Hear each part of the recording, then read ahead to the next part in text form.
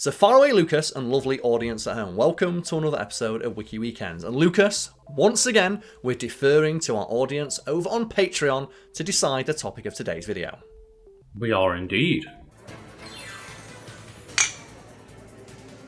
And for anyone unfamiliar with how we handle audience-suggested content, each and every month myself and Lucas will put a poll up on our Patreon page and ask our audience to vote on which of those things they'd most like to see us cover. And because it's the start of 2025, or at least it was when I put that poll up, the choices I put up for the audience were my most anticipated game, movie, TV show or event of 2025, and the audience selected game. So I've picked the wiki on Metal Gear Solid 3 because my most anticipated upcoming game of 2025 is Metal Gear Solid Delta, which is a remake of Metal Gear Solid 3. And Lucas, what is your most anticipated game of 2025? I don't actually think it matters what either of us say, because everyone's going to be really pissed that we didn't immediately just jump to GTA 6, right? Well, audience at home, what is your most anticipated game of 2025? For me, it's Metal Gear Solid Delta, just because I'm curious how well it's going to adapt what is one of my favourite video games. But that's by no means the only game I'm looking forward to. For example, Monster Hunter Wilds also comes out this year.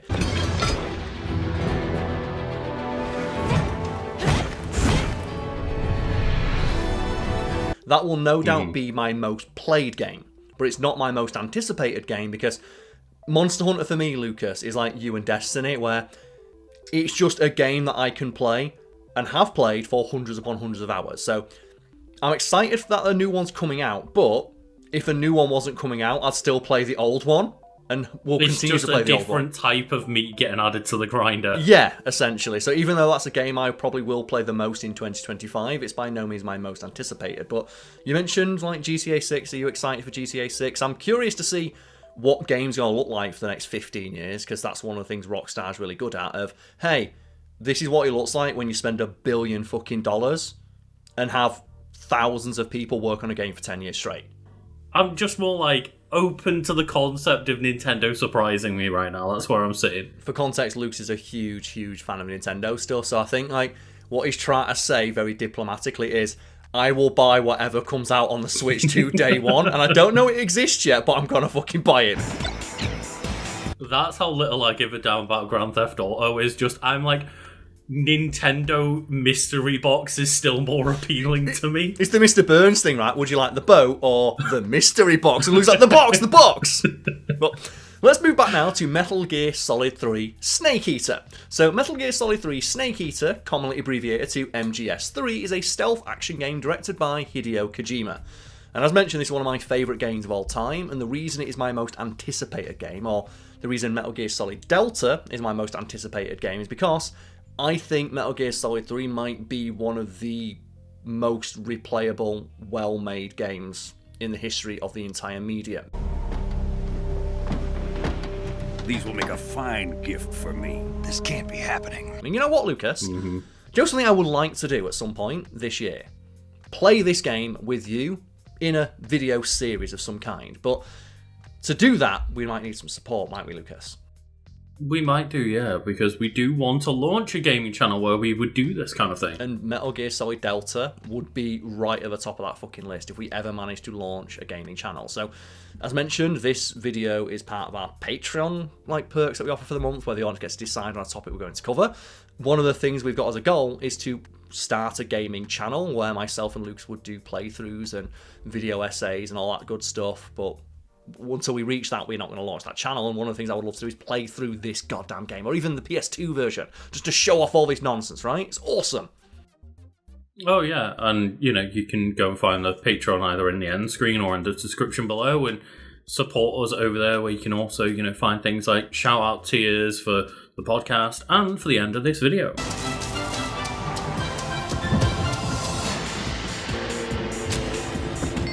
And the concept of Metal Gear Solid 3 recreated down to the bone, it seems like very faithful recreation in Delta, but maybe hopefully plays as good as Metal Gear Solid 5 did. Well, that's the thing. Metal Gear Solid 5 was a huge disappointment for me, because Metal Gear Solid 5 played fantastically. The story was nonsense and was literally unfinished.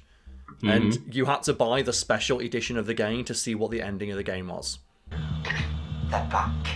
His voice is starting to change, meaning he's almost a man. So if he's carrying the English language strain, well, if he starts showing symptoms, it's over.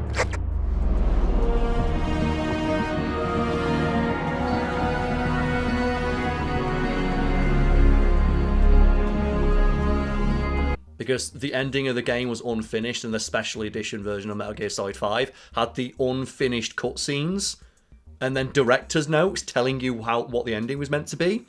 And they thought this was okay.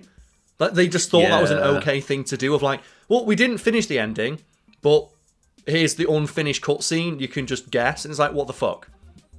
Yeah, that was bad. And obviously that was because of, like, you know, Kojima falling out with Konami at the time and all that jazz kicking off, but still not acceptable to put out an unfinished product because of that, right? Literally unfinished. As you say, it plays fantastically though. So MGS3, which is for me by far my favourite Metal Gear, if it could play something like that, holy shit. Like, Metal Gear Solid 3 is so good, it ruined other Metal Gear Solid games. Like, I love Metal Gear Solid 2, I love Metal Gear Solid 1. I love, like, Peace Walker. But Metal Gear Solid 3 is so good that once you play Metal Gear Solid 3 and you go back to 2, and you're like, oh, why can't I do, like, the CQC? Possible hostile sighted. Send backup. Understood. Backup squad, head to the roof of Strut A. It was released for the PlayStation 2 on November 17th, 2004 in North America, December 16th, 2004 in Japan, and March 4th, 2005 in Europe. And then just trailing at the rear, you get March 17th, 2005 for Australia. Sucks to be Australia, I suppose. And that's the thing, that's a game for Australia, because a key gameplay mechanic in Metal Gear Solid 3 is dealing with deadly venomous spider bites. That vault is coated in the venom of the Brazilian wandering spider.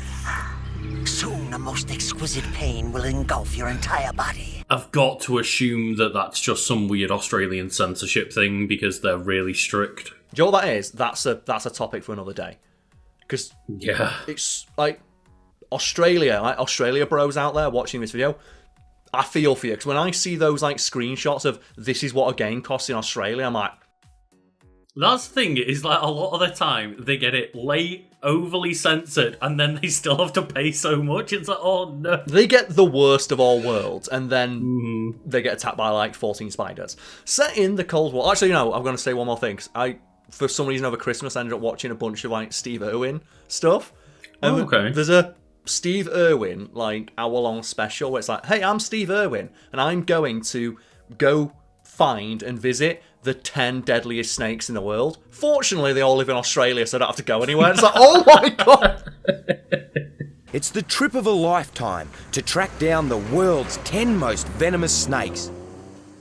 Fortunately, they all live here in Australia. Just think, oh, is it like going to be a jet-setting adventure with Steve? It was like, no, all of the like most deadly venomous snakes live in Australia, and he finds one literally in his back garden. Like, he gets a call from his wife halfway through production. It's like, yeah, they just found one of the snakes in my back garden. So he just goes to his house and there's just a snake there. Presumably come to visit him and say hello. A common brown snake, number 2 in my top 10, has been seen behind my own house. Welcome into my shed. Every boy's got to have a shed. Now, I grew up in here. This shed's been here since the 1970s. Now, Terry, my wife, tells me somewhere in here there's a common brown snake, and a large one at that. She estimates it to be 2 metres, 6 feet. That's like the Australian version of when an American band's like, we're doing a world tour and every date is set in America, right? We move to the setting now. Set in Cold War era Soviet Union, the story centres on Fox operative Naked Snake as he attempts to rescue a weapons designer and sabotage an experimental superweapon known as the Shagohod. And it, obviously, immature teenage Lucas playing this game was, oh, he's called Naked Snake. Oh, there's a thing with shag in the name. Yeah, it's like, you know what? I like it now, though, because it's... When I found out that a big inspiration for this game was, like, James Bond, which, looking back, was really obvious when they have, like, the James Bond-esque theme song in Snake Eater, which I can't put a clip in of because it'll get copyright struck, but if you know the song, you know the song. But you're so supreme. I And it's like, and the intro where it's like, all the stylized silhouette stuff, it's like, it's so obviously referencing James Bond, but just as a teenager, I didn't get it. But now I know that, it's like, those silly sounding names and code names kind of make sense, right? Yeah, and, it's one of those of it's super obvious if you know it's there, but if you're, like, a person who hadn't watched much James Bond, then it might not be that obvious. Well, it's to the point where, like, you guys on your codec, one of the Major Zero, has a British accent, and he constantly talks about James Bond. What exactly don't you like about James Bond? I mean, is it the fantastic gadgets, the cars, the guns? Major. Snake, wouldn't you like to have a gun shaped like a pen? When you're talking about, like, your spy gear, because that's one of the things I love about replaying Metal Gear Solid 3, is just, every now and again, do you know what, I want to call up one of my people on my codec to find out what the fuck is going on. Then what about a snake-shaped gun? You can make it look like you're grappling with a giant snake and then get a shot in on the enemy while they're distracted. Okay, now you're being ridiculous. We'll make you a snake-shaped gun that folds up and fits into an attaché case. Will you give it a rest? Oh, I get it. You're worried about how to handle the ladies, aren't you? No. And the fact there's like hours upon hours of conversation for every item, object, and interaction in the game. I'm in a box. A cardboard box? Why are you... I don't know. I was just looking at it, and suddenly I got this irresistible urge to get inside. No, not just an urge. More than that. It was my destiny to be here. In the box. And someone on your team will tell you like an interesting story about it. Or like every piece of equipment you have has like 5 minutes of codec calls telling you the history, sometimes the real world history of that object, item, or situation. What is that you have in your hands? Honestly, when did you start reading magazines like that?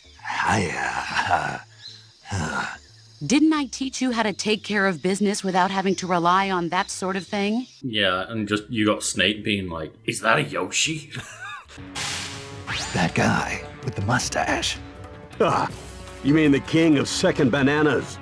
Hey, that's Luigi. Show him a little respect. Look at that pale skin. He's been living in his brother's shadow for too long. That's a low blow, Colonel. So when you call up SIGINT to get your information about weaponry, Snake will always know what he's talking about when it comes to guns. It's just, for example, like mission parameters. He has to be walked through them. Watch out, though. Get hit by a flamethrower in a narrow spot like a closet or a trench, and it's barbecue time. Don't wander too close to an enemy carrying a flamethrower. Right, because I can remember him explaining details about guns and other characters and That's stuff. the one thing that he's an expert on. For example, when you meet like Revolver Ocelot before he becomes Revolver Ocelot, and he's just gunman. He's like, or gun cat, I suppose, where he's got the Makarov and he's got all like the fancy ass shit down the side. You ejected the first bullet by hand, didn't you? I see what you were trying to do, but testing a technique you've only heard about in the middle of battle wasn't very smart. You were asking to have your gun jam on you. Besides, I don't think you're cut out for an automatic in the first place. You tend to twist your elbow to absorb the recoil. And Snake's like, well, prone to jamming. And all that decorative shit on the side, it offers you no tactical advantage and lets me know that you're a fucking idiot, so I can just do this and beats his ass.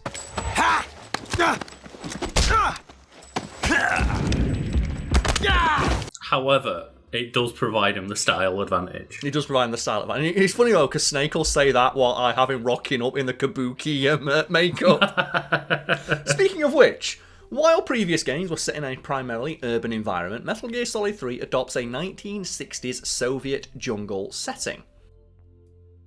And it's such a cool setting and it allows for so many cool features. Yes, and there's a bunch of like design docs about this game where they were trying to get some of the stuff they implemented for Metal Gear Solid 3 working in Metal Gear Solid 2.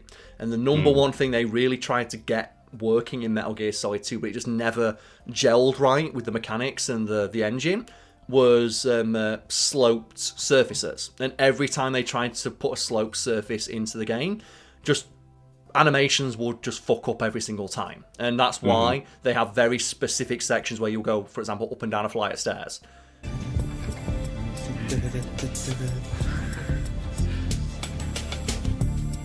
Here's another anecdote about the early development days. In the first episode, Lego were used to construct the levels.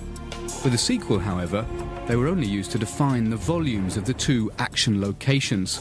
And they even put an animation of like Snake or Raiden eating shit when they try and roll up or down a flight of stairs.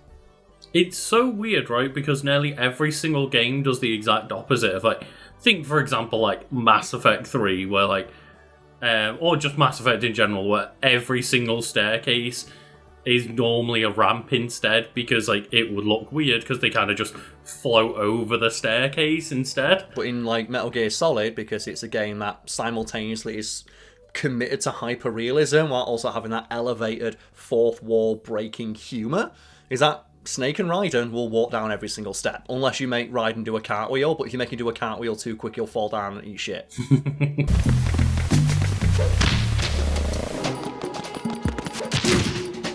But they really tried to get like different elevation on the levels, and they just couldn't find a way to make it work. And that's one of the things, the first things they did for Metal Gear Solid 3. Because, you know, a tanker, a military base, is going to have flat floors. A jungle's not. It would be very weird to see just a completely flat jungle. Yeah, and it mentions it. One of the new things they introduced were CQC and the camouflage system. And CQC is the coolest fucking thing. I'm so glad that it just became a thing in Metal Gear. And I'm surprised other games haven't ripped it off, because it is one of the most satisfying melee systems in a video game, even to this day.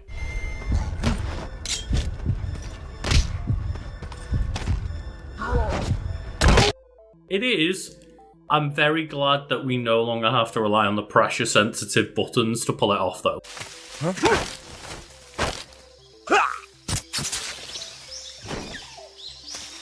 I'm not 100% sure, maybe comments can help us, but like, I think pressure-sensitive buttons were exclusive to PS2. I don't think, not 100% sure, but I don't think they kept them from PS3 onwards. I don't think they did, but I know you said you don't like them, but I really do like them because it adds to the realism. For example, when I was replaying the HD version, I kept just accidentally shooting my gun.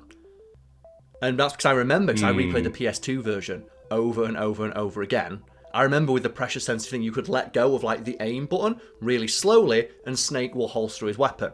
And I just kept firing off a round when I was trying to do that. And I looked at it, was like, oh, they took that out for the HD version. And you have to press another button to stow your weapon, which is a lot more responsive, but it feels so much less immersive. So I really like how you could get your gun and go, I like that. I do get that, but like I found on the PS2 it never worked 100% of the time. And that's the problem, right? If it doesn't work 100% of the time, it's the consistency that you want.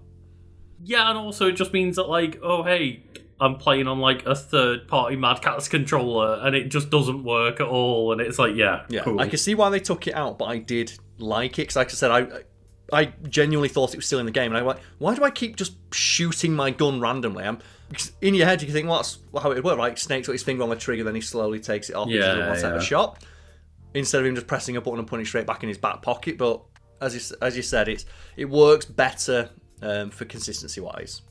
But you've just got that like weird muscle memory from the PS2 version now. And it's the same thing with the Ghost Walk as well, where they just changed that to be the D-pad. Where on the PS2 version, and if people don't know, in Metal Gear Solid there's a system called Ghost Walking, because there's a very like in-depth noise system. And essentially when you ghost walk, Snake will move without making any noise whatsoever, so the enemies can't hear you. And you could do that in the old PS2 version by just very gently pushing forward on the stick. That's not really how it works in the new version. It's just you walk with a D-pad, and D-pad will always have your movement set to be silent. So I kept having enemies spot me and turn around even though I'm walking slowly, because I wasn't pressing the button to ghost walk. I was trying to walk slowly using the analog. It's like, oh, again, weird muscle memory. It's kind of fascinating though, because it'd be interesting to like have a catalogue of all the different versions of Metal Gear Solid 3 and the different ways they have to incorporate the tech for the right version. Like the 3DS version, for example, where the game had like 3D graphics, as in like, you know, you could turn the 3D slider on, but it also was a game that, unless you bought like the Circle Pad Pro, I think it was called, it didn't have a second analog stick, so they had to and I did appreciate figure out different ways to play. The HD version is really interesting as well, because you have the option to turn on free camera or turn it off, and you have to turn that shit off. 'Cause with the ability to turn the camera as much as you like, it makes the game piss easy, because the game was literally designed with those specific camera angles in mind. And when you can just like look around corners with your camera, Snake's too powerful. Yeah, because like there is weird gameplay differentiators between like different versions where like, yeah, between like Subsistence or the like 3D version or the HD version or the Master Collection version, you've got different abilities, like, and sometimes it literally breaks the game, right? Yeah, like the ability to just see around corners is in a stealth game really fucking strong. And getting back to CQC, I love that system. Most people probably just do the throw to the ground, which is really strong because it just knocks out the enemy instantly, but there's a bunch of stuff you can do, and there's a bunch of stuff you can do against bosses, and there's a bunch of stuff the game doesn't tell you that you can do. But if you think about it for a second, it's like, okay, that does make sense. For example, when an enemy throws a punch at you, you can counter that punch. And you can counter punches from bosses if you press the CQC button before the attack hits you. Let's see what you're made of. Excellent, Jack. The game never tells you this, and in a modern game, that'd be a button prompt, right? Yeah. But for example, when you go fight Volgin, when Volgin throws a punch, if you press the CQC button, you'll parry him and throw him to the ground and can shoot him in the face. And it's such a game and such a series and such a Kojima way to be, right? Of like so many different systems where the game won't necessarily tell you how to like use every element of it. It's just mess around and figure things out, and there are like secret ways to beat bosses in like ways you wouldn't expect, like the famous one with the end where you just let... Are you going to tell me your favourite one, or are you just going to say that one because otherwise people will be screaming in the car, can't believe you didn't mention that you can kill the end by fast-forwarding through time? Just let him fucking die of old age. No, I prefer the one where you just shoot him in the cutscene. Well, you know what? Let's go through the characters and we can talk about it then, shall we? So, the cast of characters for Metal Gear Solid 3 include Naked Snake, and we did a Wiki Weekends episode on Naked Snake many years ago. You can go check that out. We have Major Zero, who's the guy who's just obsessed with James Bond, by Jim Piddock. So I guess we should give like the voice actors some credit, and I want to give the English voice actors credit, 'cause to me that's Metal Gear Solid 3, but there is a Japanese voice cast and they are also quite good, but I've only ever seen them in like examples of like cutscenes and stuff, like when I'm watching them on YouTube, but I always play with the English voices. What did you say? Sipping hot coffee on it. You're gonna drink that foul mud on the victory flight home? Okay then, what would you drink?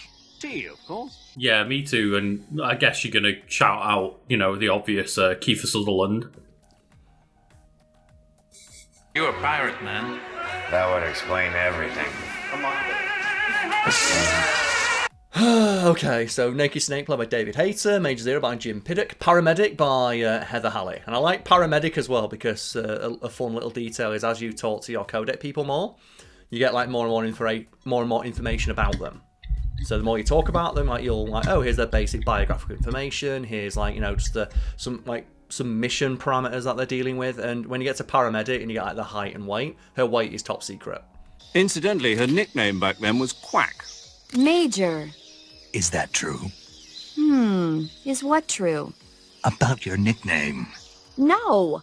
Well, maybe a few people did call me that. So you were a quack? No. Well, yes and no.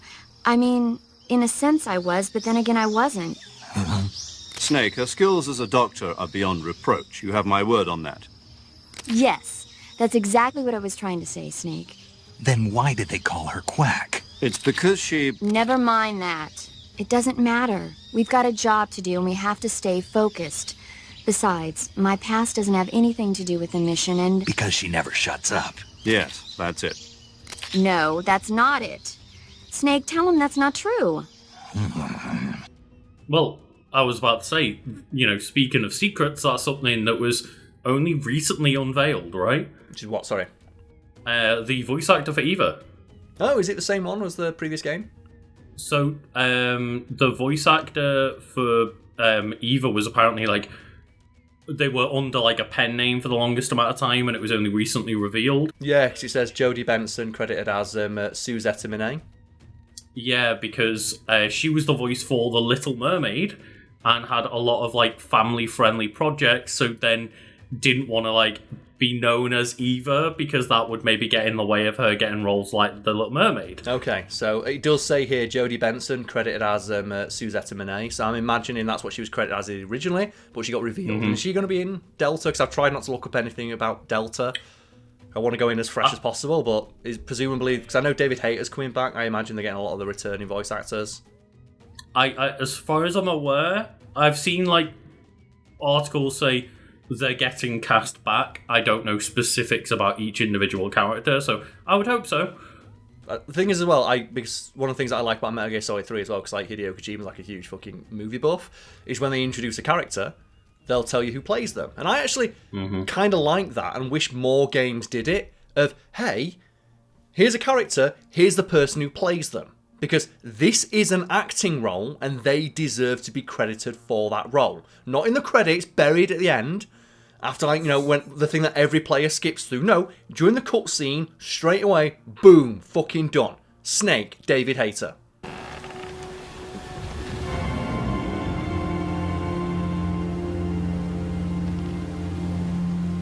Boss? The fucking Nintendo way of like, oh, Charles Martinet is not being Mario anymore. Oh, who's the new guy? We're not going to tell you. We'll tell you soon, right? And that reminds me a little bit of something Tekken did. Where Tekken did the reveal for the character Victor Chevalier, I think. He's the French dude. He's French Jetstream Sam. Gas.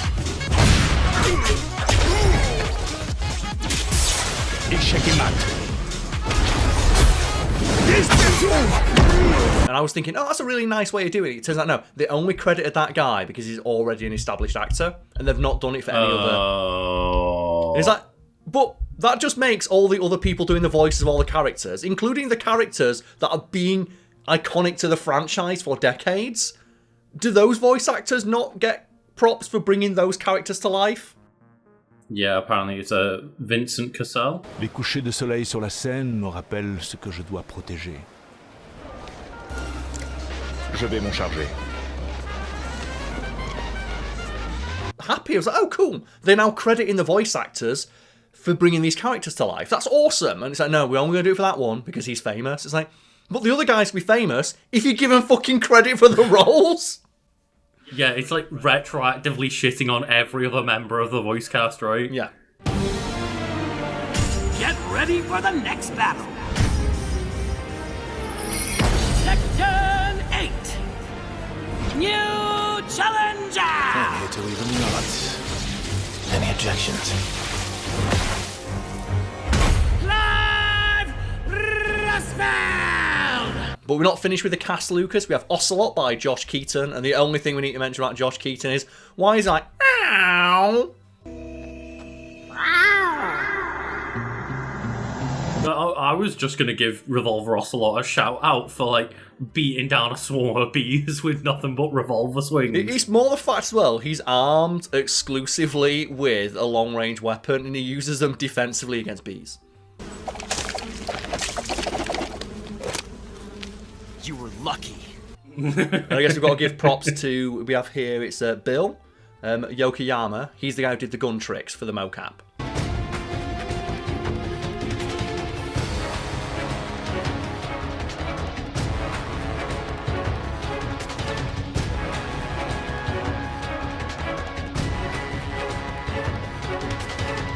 Right, so he's the mocap for all that cool gun shit, and also I guess we've got to put the clip in of the dude on YouTube who did the Revolver Ocelot routine for real.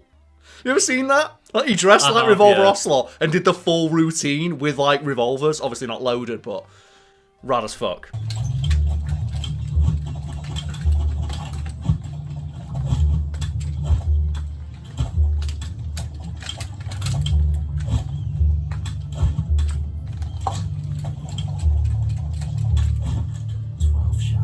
That's the thing, is like me and you outspoken about how like we don't really get, you know, guns being cool and all this, generally speaking.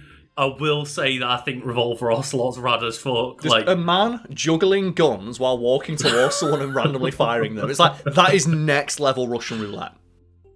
Then I'll be impressed. If every single gun owner was able to pull off shit like that without killing people, absolutely, I'd be all in on guns. For the most part, Metal Gear Solid is very realistic in the way it portrays its gunplay. with the exception of the times where it gets a little bit silly with it, a la like Revolver Ocelot. But the fact they brought in an expert on like gun tricks, and they mocapped it for real, and there's video evidence of someone doing it for real, even though it's a bit silly, someone actually fucking did that. See, I want to see where they got the mocap for the guy reloading a rocket launcher by double tapping R2. We're going to talk about that, like Naked Snake and reload a rocket launcher in 1/4 of a second. Well, the thing is that he's the greatest soldier to ever live, right?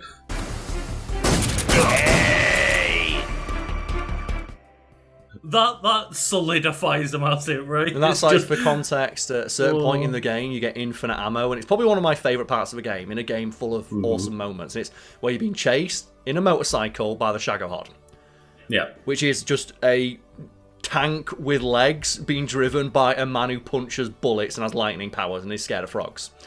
And during that moment, you have infinite ammo, and you can use whatever gun you want. And a feature of the Metal Gear Solid games is that when you stow a weapon and then bring it back out, it will be fully reloaded. And that's, in-game, it's called a tactical reload. And it is a bit silly that Snake can just put a gun down to his side and pull it back out fully reloaded, but tactical reloads are a thing. Like the John Wick series, like the coolest moments are in that, are watching John Wick quickly and stylishly reload weaponry really, really fast.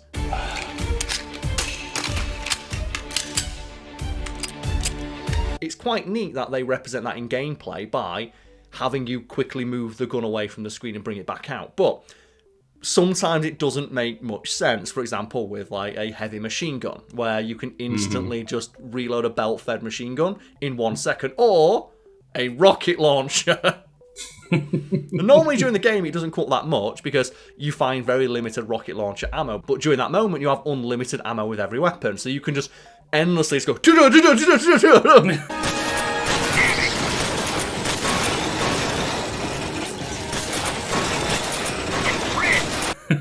So like Snake is going through a loop of like insta reloading a rocket launcher and firing off with perfect accuracy if you're me playing the game. Yep. And he's doing it while on the back of a motorcycle as well. Yeah, not wearing a seatbelt. He's pulling all of it off in seconds. Stood on one leg as well, while the motorcycle is going at 60 miles an hour and doing handbrake turns.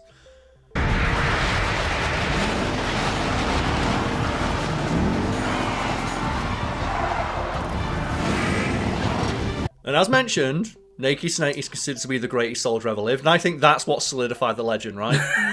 That must have been what solidified the fucking legend when he did that. But we're not finished with the cast yet, because I mentioned Volgin. So Colonel Volgin, played by Neil Ross.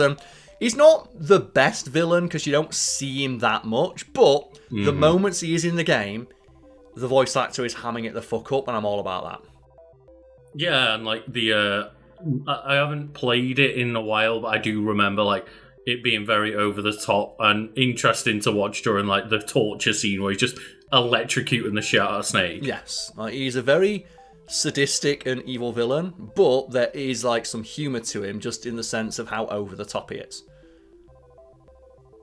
Like, for example, just the fact that, oh no, we destroyed his tank, and he goes, nah. Gets out the tank, punches straight through it, rips out the wires, screams, and starts driving it with his own electric powers.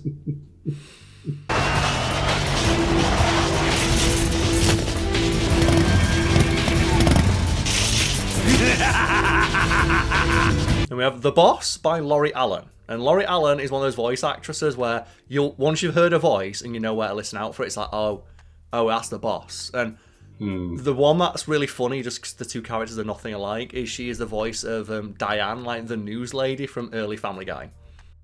Oh, right, okay. Now we move on to the members of the Cobra Unit, which is a great name. And the Cobra Unit are led by the boss, and they all have like weird nebulous powers, and they have really cool code names, which include the Pain, played by Greg Berger. And we always say bees, but it's hornets. He specifically fires hornets, but bees is funny to say when you say he's just covered in bees. But he's a man who's just like has hornets live inside his own body. He's basically a living hornet hive, and he can fire those hornets out of his body. And that's the elements that I really enjoy in Metal Gear, because, like, on the base of things, it comes across as, like, oh, this is like a series that takes itself super seriously, and it's like all about the Cold War and super soldiers and stuff. And then there's a guy just screaming and firing hornets out of his body. Damn it. He found us. And that's one of the reasons I love the Metal Gear Solid series, that it blends this super realistically, like lovingly modelled and crafted military action. And then it just, like I said, a man full of bees. Or, in the case of The Fear, or as I said, The Fear by Michael Bell, he's like a weird 9 foot tall man with predator vision. And he's got like the predator camouflage. I am the Fear. And I love like kind of all of the different character introductions and stuff that you get as well. It's like the Fear just coming in like the Fear. The Fear's like, it might be, I'm not very good at impressions, but I can do a pretty good The Fear. That's like what I can do quite well. Then we have The End, who's just like a 100-year-old dude played by Grant Albrecht, and it's just, yeah, he's the dude you can just shoot him in the back of the fucking head. And it's great as well because it's very meta, where if you skip the cutscene in which he's introduced, the cutscene continues to play, and the cutscene is this 100-year-old man being wheeled in a wheelchair to be set up in the forest to get you later. But if you skip the cutscene, you can see him wheeling in the wheelchair and just shoot a rocket launcher at him. And that's one of the moments where you get a game over for like breaking continuity, right? No, you get that for killing Ocelot, but for that one, no one gives a fuck. Oh, they send the SWAT team in instead. And it's actually, they recommend not doing that because the SWAT team's harder to beat than the End is, because the End will never kill you. He just wants like one final battle, so he'll only ever put you to sleep. Yeah, like that's just a long and tedious, drawn-out fight if you don't know what you're doing, It's right? super fun, yeah. And if anyone ever struggled with the End fight, there's a bunch of ways you can make it easier. The easiest one is to make sure you've got the thermal goggles, and you can just see his footprints.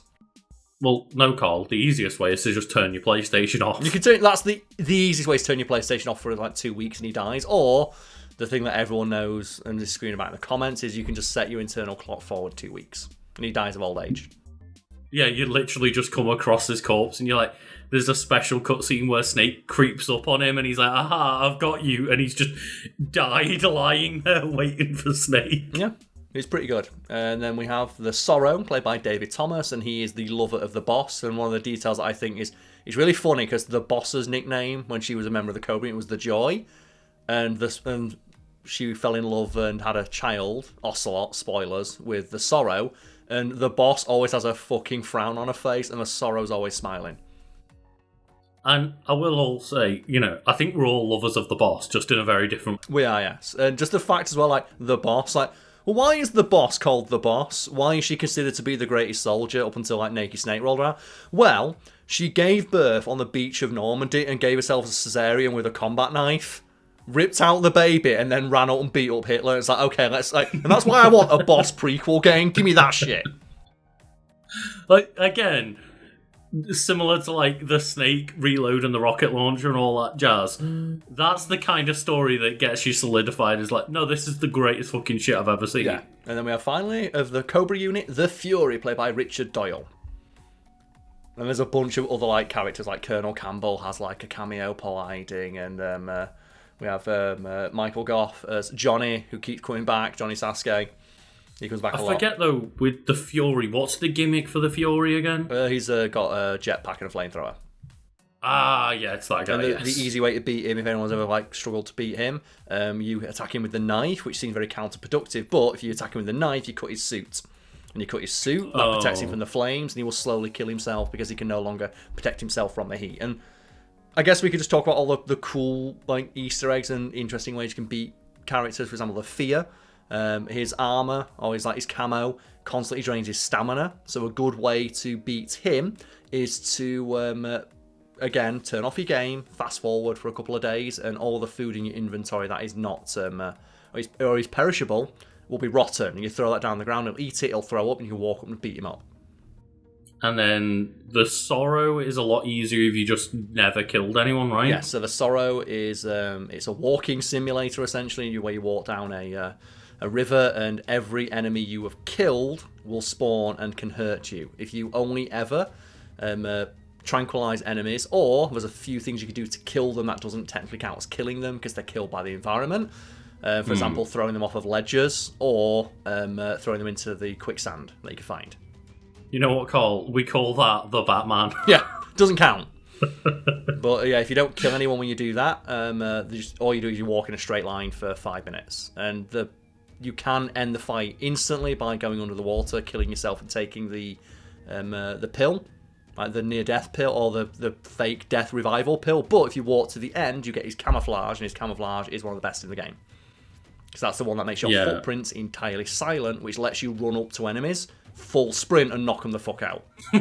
Which would be terrifying. Yeah, it makes it so that your footprints no longer make noise, so it doesn't matter that it doesn't give you good camo, because the enemies can't hear you, so you can just, as soon as they turn around, just run up to them and punch them. And it's such a cool idea of a boss fight, of like, we're going to bring back the ghost of every enemy you've killed, and we're actually going to track it in real time as well. Every way you kill an enemy is also represented. For example, if you shoot an enemy in the penis, they'll walk down the river saying, "I'm worthless, what's the point?" Or if you slit an enemy's throat, they'll walk down, their head will be falling off.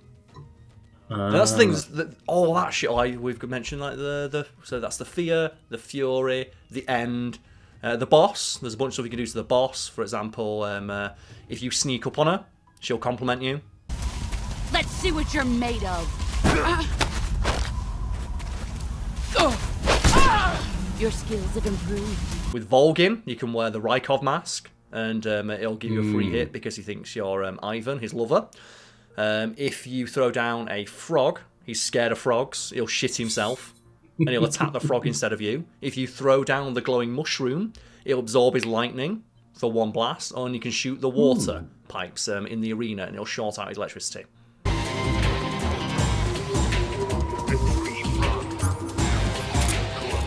There's so many things. You can do. I can't remember. Does the boss have a comment about if you use the Patriot gun? I think she might, but I don't often use the Patriot again, so I always try and knock her out. In my head, I always beat the boss hand to hand. It's one of those headcanon things, right? Of that fight went down just CQC style. Yeah, you can, if you want to, sneak around the arena and throw hand grenades until she dies. That's not how that's not how you get the legend, right? If you earn a fucking mantle. Yeah. But other things you can do, like the Ocelot fight, you can distract him. There's loads of ways you can piss him off. You can shoot the beehives, and the bees will attack him. You can shoot the goats, because there's goats walking around the arena, and he has an affinity for animals, and he'll get pissed off. If you stand out in the open with a pistol, he'll think you're doing a quick draw, but then you can switch to a shotgun and shoot him, and he gets mad. You can knock his hat off. You can throw smoke grenades at him. You can throw stun grenades. You can throw food, and he just gets distracted and annoyed by it. You can hide, and eventually he'll throw a grenade his teammates will throw grenades to get you out. With the fear, with the pain. You can do all sorts of stuff with him. You can throw a bee's nest down, and his hornets will fly into it. So, they'll just go into there instead of you. You can, if you wear white, this is the weirdest one. If you wear the snow armor or the scientist uniform, because it's white, the bees won't attack you, because that's the same color as beekeeper uniforms, and beekeeper uniforms are specifically white because it's a color that doesn't attract bees. You can also smoke your cigar, and the smoke will ward off the bees, as will swinging around the torch. And the reason why is because that's how it'd work. If in real life you were attacked by bees and you swung around a torch, the bees will go away. So it works in the game, and there's so much, right? I'm gonna say I love games built around systems, and it's why I have such an affinity. Even though I don't think it's the greatest game, especially narrative-wise, I just really enjoy playing Death Stranding because of a similar kind of vibe. And two of my favourite games are Breath of the Wild and Tears of the Kingdom, because there's just a near infinite amount of interactions that you just have to figure out in real time. And the fact that years and years later people are still discovering new things, including things like smoke keeping away bees. There's loads. There's so much stuff, and then there's more in the re-releases and special editions, like Subsistence, which has the cutscene viewer, where there's a bunch of what if scenarios, And you can like customize the cutscenes as well to put like different characters into the cutscenes, which is like a thing that I love. Where it's like, oh fuck it, I'm just gonna put like, oh this cutscene just got 5 like Volgins in it, why not? And then shout out, obviously, to also the extra game mode where you just get to go and like play Ape Escape as Snake. Which gets you the banana gun. No, it gets you the banana camouflage, which makes all food taste nice. We haven't even talked about the camouflage yet. The amount of camouflage and weird unlocks you get, like the infinite ammo camo. You get the stealth camo. You can get, like you said, the monkey camo, which makes all the food taste nice. Like every boss will drop its own unique camo, which has unique gameplay quirks. And the fact that like camouflages and face paints work differently in different environments, and like all of those systems are taken into effect. And then you've got things like, as you say, the food systems in the game, the broken bone systems. Which you can, like, for example, we've not even talked about that so much, and that's what I'm looking forward to seeing realised with the power of a modern console, because there's so much in that game, we couldn't even cover it in like a 40-50 minute episode. We barely scratched the surface of the shit you can do in that game. And Lucas, we're going to have to call it there, because we could talk about this shit all goddamn day, and if people want to see us talk about this shit all goddamn day, hey, why don't you go check out our Patreon and help us get towards that gaming channel tier, because I guarantee you during a full playthrough of this game, we would go through all this and more. Oh yeah, and we would have even more time to talk about just how cool and how many crazy systems there are in Metal Gear Solid 3. Lucas, the crocodile cap stays on. Crocodile cap run, let's go.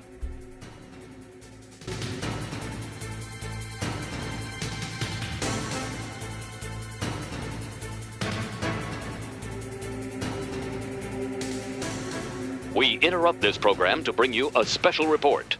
Thank you to everyone that is still watching this video. We would like to end by just shouting out the people on the highest tier of our Patreon. Yes, that level of support is very much appreciated, and as a result, we would like to specifically shout out the following people. So shout out to Be of Awesome. Say the line, Bart! Be of Awesome. And one, Dan Daly. Well, pay the man! Dan Daly. We love you! Shut up, baby, I know it! And of course, Lam de Llama. They'll cheer for anything! Watch! And of course, Lam de Llama. And we do apologise for any mistakes in pronunciation there. If we did make a mistake, please let us know on Patreon or over on our Discord, both of which you can find linked below. Thanks again for your support, and I hope to see you all next time. Cheers!